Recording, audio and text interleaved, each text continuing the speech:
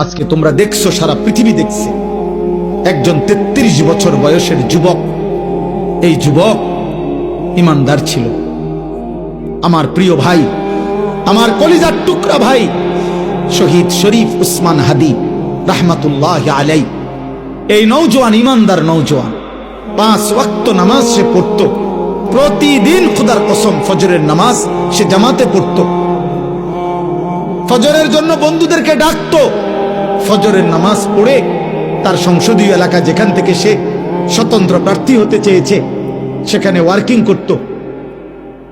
যেদিন গুলিবিদ্ধ হয়েছে সেদিন তো সে জুমার নামাজ পড়ে আল্লাহকে সেজদা দিয়ে মসজিদ থেকে বাইর হয়েছে। এর কিছুক্ষণের মধ্যেই সে গুলিবিদ্ধ হয়েছে। সে হাফেজে কোরআন ছিল, তার বাবা আলেম ছিলেন, তার বড় ভাই আলেম, সে মাদ্রাসার ছাত্র ছিল, সে আল্লাহকে ভালোবাসতো, পাক্কা ইমানদার ছিল।